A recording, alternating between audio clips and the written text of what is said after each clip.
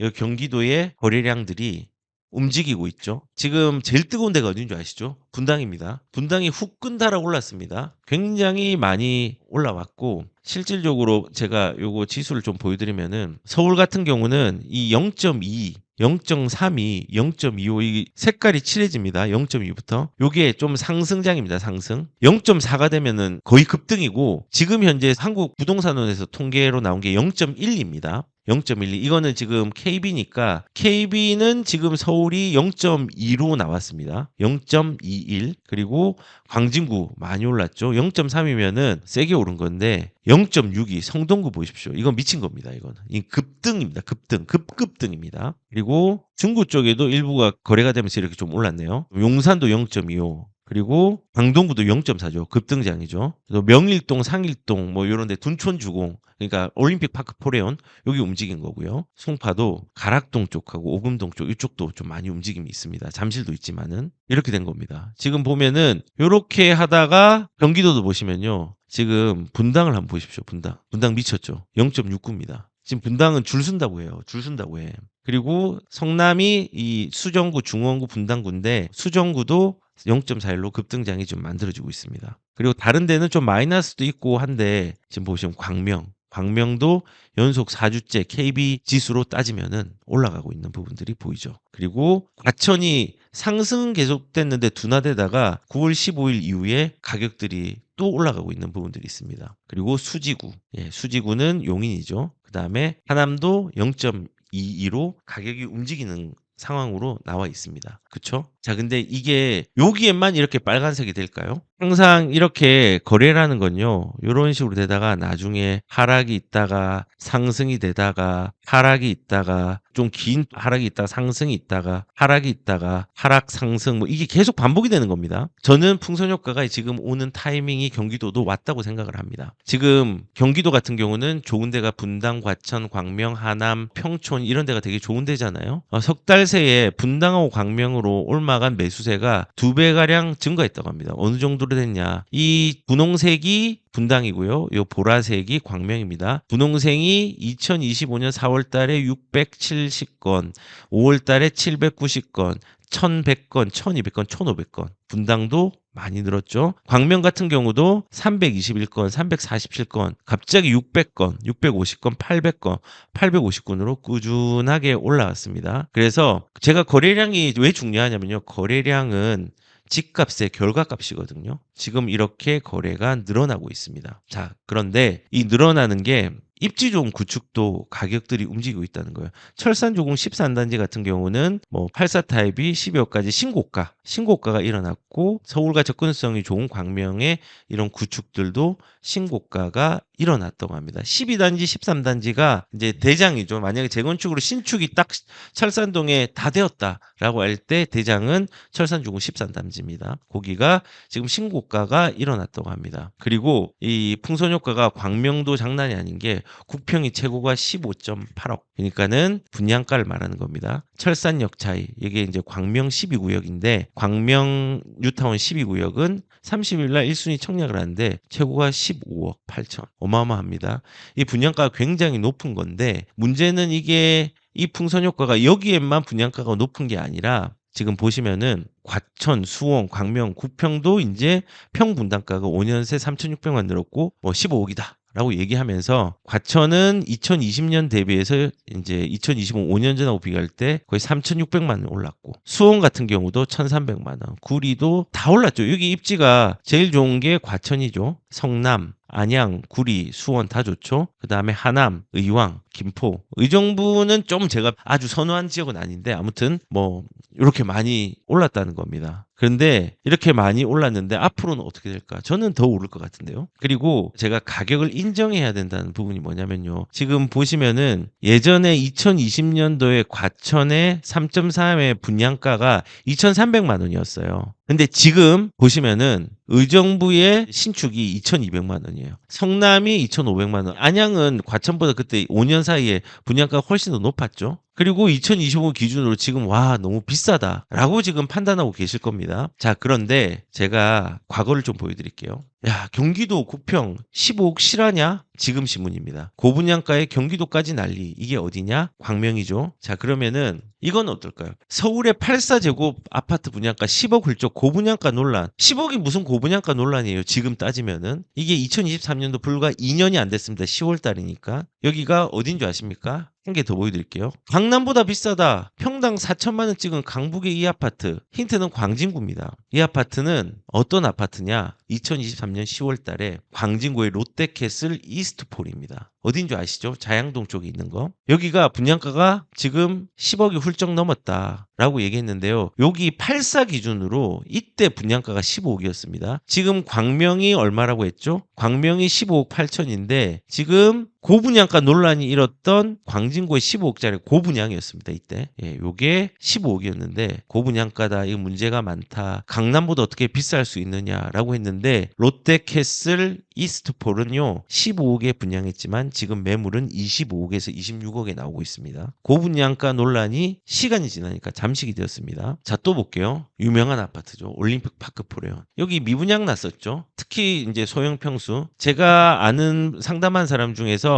노원에 완전 고점을 잡았어요. 좀 세게 고점을 잡았어요. 그런데 이 사람은 포기하지 않고 올림픽 파크 포레온을 줍줍을 했더라고요. 그래서 노원에 있는 어려운 환경을 기회의 환경으로 이동시키는 걸 만들어 버린 거죠. 근데 이때도 사람들이 되게 많이 말했고 저를 비롯한 많은 분들이 그런 얘기를 많이 했습니다. 이거 진짜 싸다. 저번에 뭐 우리가 이제 유선영 대표님 방송할 때 그러고 제 개인 방송에서도 지금은 비싸 보이는데 싸다라고 얘기했습니다. 그리고 대부분 지금 부동산을 조금 알고 계신 분들은 비싼 거 아니다라고 얘기를 했어요. 근데 반대편에서는 이거 너무 비싸다. 끝났다. 이거 큰일 났다. 어떡할 거냐라고 했는데 올림픽 파크 포레온 30평이 그 당시에 13억이었습니다. 그리고 올림픽 파크는 지금은 32억 5천을 찍었습니다. 신고가가 나왔죠. 이때도 고가 분양에 대해서 논란이 있었습니다. 그리고 또 한 개 보여드릴게요. 고가 분양가 논란 마포 더 클래식 후분양한 아파트입니다. 이게 아현 뉴타운의 아현 2구역입니다. 얘도 너무 비싸다. 고가 분양의 논란에 휩싸였습니다. 그래서 후분양이라서 일부 미분양이 미계약분이 나왔는데 그래도 완파는 됐죠. 이게 분양을 얼마였냐 비싸다고 했는 게 14억대였습니다. 14억 15억에 30평을 분양을 했는데 지금 현재 시세가 24억에서 25억이죠. 이때도 고가 분양가 논란이 있었습니다. 2023년도입니다. 자 그리고 아까 전에 우리가 광명 이 철산역 차이 이제 광명뉴턴 12구역이 이제 15억 8천 비싸다라고 얘기를 했는데 자 보시면은 예전에 기억하실 겁니다. 철산자이더 헤리티지 2022년도 12월 달에 분양을 했습니다. 이때 12억 에 분양을 했어요. 30평대. 그리고 5구 타입은 8억에 분양했어요.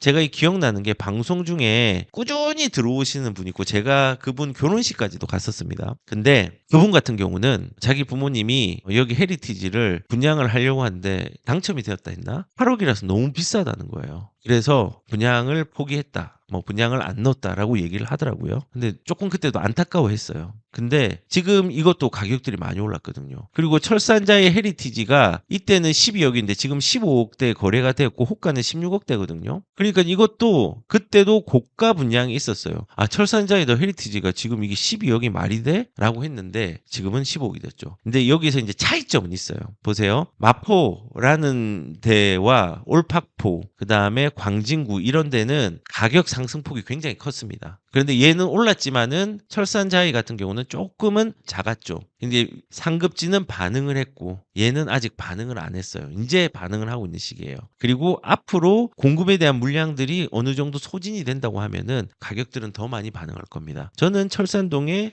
30평대가 20억이 되는 아파트가 나오는 시기가 그리 멀지는 않았다고 생각을 합니다. 여기도 좋은 입지니까 신축 경우에. 그렇기 때문에 저는 개인적으로 지금 고가 분양의 논란이 항상 과거에도 있었는데 우리는 지금 현재 가격들에 대해서 빨리 인정하고 뭔가 액션을 취할 수 있는 방향을 잡는 게 필요하다라는 생각이 듭니다. 그리고 지금 나왔던 철산역 자이 광명 12구역 그리고 이거보다 더 좋은 입지가 곧 나오겠죠. 광명 11구역 여기는 더 비쌀 겁니다. 그래도 저는 입지적 가치가 시간이 해결해 줄 수 있는 부분들이 굉장히 크다고 생각하는 위치이기 때문에 광명은 꾸준히 괜찮다고 생각합니다. 그래서 풍선 효과가 이렇게까지 왔고 평촌까지도 왔고요. 그래서 그러면 이제 저는 기회가 어디가 있느냐라고 얘기를 한다고 하면은 과천 아래쪽에 있는 안양도 기회가 되고요. 의왕, 군포 요쪽들도 이제 기회가 되고 수원하고 화성도 기회가 된다고 생각합니다. 그러면 평택까지 안 내려가요. 그 GTX 들어오는데 지지역에 평택은 공급 물량이 3년간 많습니다. 그렇기 때문에 지금 투자를 해도 길게 가져가면 되지만 투자를 권하진 않습니다. 왜냐하면 가성비가 안 좋습니다. 가성비가 안 좋다는 게 무슨 말이냐면 좀 많이 기다려야 돼요. 시간적 가성비가 안 좋아요. 좀 기다려야 될 것 같아요. 평택 같은 경우. 그런데 실거주로 내가 반드시 평택에 가야 되겠다 하는 사람은 지금 그냥 실거주하고 다른 걸 투자해도 상관없습니다. 근데 일단은 지금은 틈새가 되는 데는 이런 용인 주변에 있는 지역들, 분당 주변에 있는 지역들, 과천 안양에 있는 주변에 있는 지역들, 요런 지역들 좀 유심히 보시기 바랍니다. 이제 그쪽으로 확산되는 시기도 얼마 남지 않았습니다. 자, 이렇게 이제 좀 얘기를 드리고, 그리고 이렇게 되니까 정부에서 이제 뭔가 분위기가 심상치 않으니까, 그리고 시장의 분위기도 좀 거시기 하니까, 지금 규제를 분명히 낸 것 같은데 무용론이 나오네. 추가 대책을 좀 낼까? 안 낼까 이런 고민을 정부에서 하고 있겠죠. 정부는 저는 개인적으로 상급지의 상승과 풍선 효과의 전초 현상들이 일어나고 있는 상황에서 정부가 규제의 칼을 뺄 타이밍이 얼마 남지 않았다고 저는 생각을 하고 있습니다. 한국 부동산원을 기준을 잡잖아요. 근데 지금 서울 매매 가격 지수가 2주째 확대가 됐고 0.08에서 0.09, 0.12까지 됐습니다. 그래서 이렇게 확대가 되고 있는 상황입니다. 그러니 정부 입장에서는 부동산과의 전쟁, 이 만반의 채비, 하중경이라는 분이 경제성장 수석입니다. 물 셀 틈을 주지 않을 것이다 라고 했는데 그냥 이거 제가 읽어봤는데 요약을 하면은 어떤 대책이 필요한 대책, 만약에 어떤 필요한 대책이 있으면 다 준비가 돼 있대요. 규제밖에 없죠. 그러면 뭘 했냐? 다주택자한테 틈을 주지 않겠다는 거예요. 다주택자한테. 문재인 정부 시절에는 다주택자한테 틈을 줬대요. 뭘로 줬냐? 갭 투자를 못 막았대요. 왜 못 막았냐? 전세를 못 막아서. 그래서 전세 대출을 막아서 다주택자를 잡는 데 실패를 했기 때문에 이번에는 다주택자 잡는 꼼꼼한 정책을 펼치겠다. 뭐겠습니까? 전세 막는 겁니다. 나올 수 있는 정책은 전세 대출 축소입니다. 감시기능 강화하겠다. 이거는 계속했던 거죠. 이것도 잠시 특사경 같은 게 나오는데 거래를 위축시킬 수 있습니다. 근데 가격을 위축시키는 게 아닙니다. 강제로 틀어막는 거잖아요. 그 다음에 수도권에 주택의 수요를 분산하겠다 했는데 지방우대 패키지를 만들어서 지방우대를 하지만요. 그건 당연한 거지만 더 중요한 거는 수도권의 거래를 막지 말아야지 지방도 살아납니다. 그리고 다주택자를 막지 말아야지 지방도 살아납니다. 근데 그런 방향은 안 잡고 있는 것 같습니다. 그리고 이렇게 부동산을 잘 막아서 생산적인 금융으로 구조개혁을 하겠다고 했는데 주식을 부양시키겠다는 거죠. 근데 되게 재밌는 건요. 주식이 오르면은 부동산도 가만히 있을까요? 유동성장에서 같이 움직이겠죠. 부동산 그리고 거래를 해도 생산적으로 충분히 방향이 나올 수 있어요. 부동산이 거래가 활발하게 되면 이사에 대한 부분들, 그다음에 뭐 이사짐 센터, 가구, 그다음 부동산 중개소, 그다음 전자제품 뭐 여러 가지들이 파생되는데 내수가 부양이 됩니다. 방향성이 나오거든요. 그리고 생산적인 금융 구조개혁 하겠다고 하는데 기업들을 지금 틀어막고 있잖아요. 노란봉투법이라든지 중대재해법이라든지 그렇다고 국가적으로 관세 협상을 잘해가지고 우리나라가 미국한테 통화 수입 스와핑도 하지 못한 채 그냥 일반적인 우리의 돈들을 그냥 다 때려 부어야 되는 상황들을 그렇게 만드는 게 생산적인 금융으로 만드는 구조일까요? 생산적인 구조의 금융으로 구조 개혁을 하려고 하면요. 기업을 살리는 정책들을 해야 되거든요. 근데 기업들을 살리는 정책들 지금 안 하고 있습니다. 그래서 일단은 지금 만반의 채비가 있고 물샐 틈 없을 것이라고 했는데 그냥 규제밖에 없잖아요. 공급도 나오겠는데 정교화한다고 하더라도 틀 자체가 공공주도잖아요. 좋은 거 안 나옵니다. 그래서 교란 행위를 감시하고 뭐 이런 거 지금 제가 생산적 금융 이런 얘기를 했다는 걸 말씀드리는데 그냥 이걸 보고 내용이 뻔하다. 힘들지만 뻔하다. 자산을 가진 사람은 힘들 건 맞거든요. 근데 그거를 뻔하기 때문에 극복하면요. 자산을 지킬 수는 있을 것이다. 라고 생각을 하고 기대하지 않습니다. 그러면은 이 규제를 언제 낼까를 생각을 해봐야 됩니다. 일단은 생각을 해봐야 되는 게 지수적인 부분, 매매 지수 자체가 지금 0.2에서 0.4 요 사이에 내거든요. 0.2가 되면 가격이 올랐다고 판단해. 지금 통계 지수는 0.1입니다. 아직 조금 시간이 있습니다. 근데 다음 주가 되면은 0.2가 분위기가 넘어갈 것 같습니다. 그리고 규제를 할 명분이 필요한데 왜 명분이 필요하냐? 금리 인하를 해야 되거든요. 금리 인하를 안 하면 소상공인이 죽거든요, 지금. 그렇기 때문에 금리 인하가 10월 23일 날 금통위가 개최돼서 금리를 결정할 건데 인하의 기조가 굉장히 큽니다. 그 인하를 하면은 부동산을 자극시키기 때문에 자극을 한번 눌러줘야 됩니다. 그 누르기 위해서 규제는 언제 낼까? 제가 볼 때는 금통위 금리 10월 23일 이전에 나올 거라고 생각합니다.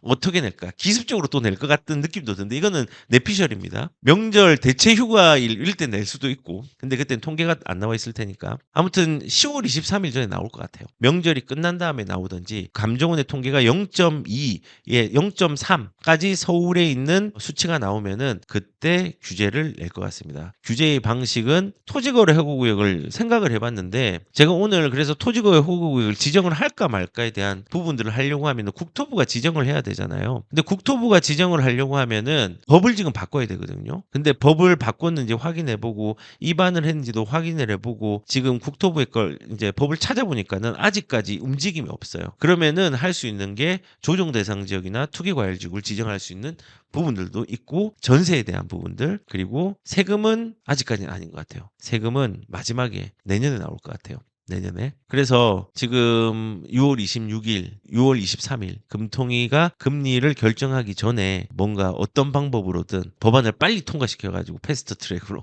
뭐 토지를 국토부 차원에서 지정을 한다든지 조정 대상 지역이나 투기과열 지역을 확대를 한다든지 그다음에 전세에 대한 대출을 옥죄인다든지 이 방향으로 규제가 언제 10월 23일 전에 나올 가능성이 매우 크다고 봅니다. 뭐 아닐 수도 있고요. 근데 10월 23일 이전까지 저는 지금 9월달 추세를 보면은 0.2 넘어갈 것 같거든요. 서울시가. 그래서 그렇게 이제 예측을 하고 있습니다. 지금 내년은 공급 불발이 거의 확실하잖아요. 건설사 분양 일정이 표류되고 있습니다. 내년에 지금 이렇게 규제를 계속 내면은 계속 힘듭니다. 왠지 아십니까? 이번에 그 대선 전국이 있었잖아요. 분양을요 대선 이후로 다 미뤘었어요 건설사들이. 그러다가 이제 좀 내볼까 하는데 6.27 대책을 냈어요. 그러니까는 안 되겠다 좀 미뤄야 되겠다 해서 대책 이후에 하려고 하는데 9.7 대책을 냈어요. 근데 9.7 대책 이후에 규제의 예고편이었잖아요. 언제 나올지 모르니까는 내년으로 공급을 미루고 있어요. 계속 미루고 있습니다. 건설사는 힘들죠.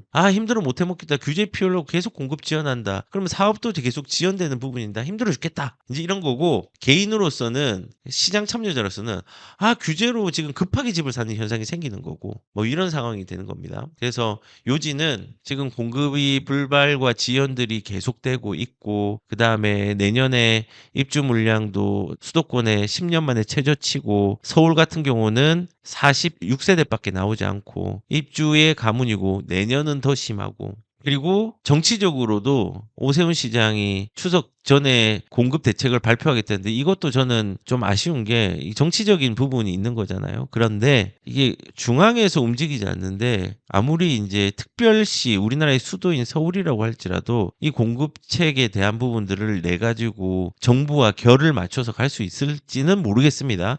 이 결은 공공하고 완전 반대되는 거거든요. 민간 중심의 규제 완화 이게 맞는 거긴 한데 시기적으로나 오세훈 시장이 정치적으로 접근을 하는 게 좀 맞는 건지 이거는 저는 좀 퀘스천 마크입니다. 그리고 이렇게 LH 주도와 그리고 정부에서 공공주도, 공공임대, 공공주택에 대해서 집중하는 시기에 민간 중심의 서로가 마찰되는 것들을 정책적으로 정치적으로 활용을 한다고 하면은 이게 톱니바퀴가 제대로 돌아갈 수 있는 정치적 수인지 이거는 잘 모르겠습니다. 근데 이런 식으로 정치적으로도 이 부동산이 불안한 양상들이 있다는 것들은 말씀을 드리겠습니다.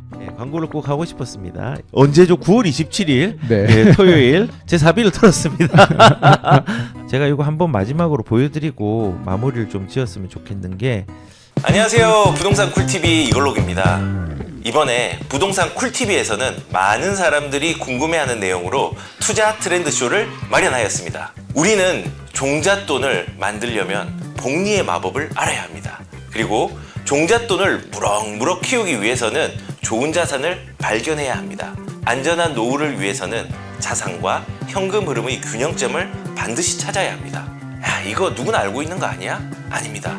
누구나 알고 있지만 어떻게 자산의 씨앗을 뿌리고 나무로 키우고 열매의 결실을 맺는지는 참 어려운 일이라고 생각합니다. 그래서 부동산 쿨TV는 초등학생도 이해할 수 있도록 미국 주식, 부동산, 현금 흐름을 만드는 방법을 한 곳에 모아서 2025년 투자 트렌드 쇼를 개최하게 되었습니다. 아무 경험과 지식 없어도 됩니다. 자산으로 삶을 지키겠다는 의지만 가지고 오십시오. 나머지는 트렌드 쇼 전문가들이 책임지겠습니다.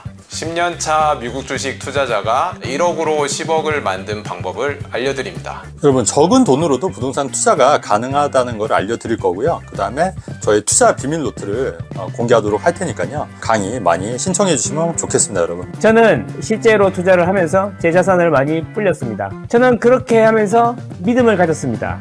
재개발 재건축이 핵심 지역의 신축을 마련하는 아주 효율적인 지름길이구나. 이번 강연에서 그 엑기스만 모아서 여러분들에게 전달해 드리도록 하겠습니다. 매달 따박따박 현금 흐름이 나오는 방법을 공개합니다. 이제 곳간에서 빼먹는 맛없는 곶감은 안 드셔도 됩니다. 2025년 9월 27일 토요일 오후 1시 강남역 그라운드 옥탑에서 진행되는 자산 트렌드 쇼는 내 인생에 맞는 이정표를 발견하고 자산 증식의 시작점을 마련하는 기회가 되셨으면 좋겠습니다. 자, 여러분의 삶과 가족의 행복을 진심으로 응원합니다. 2025년 9월 27일 오후 1시 강남역 그라운드 옥탑에서 뵙겠습니다. 안녕.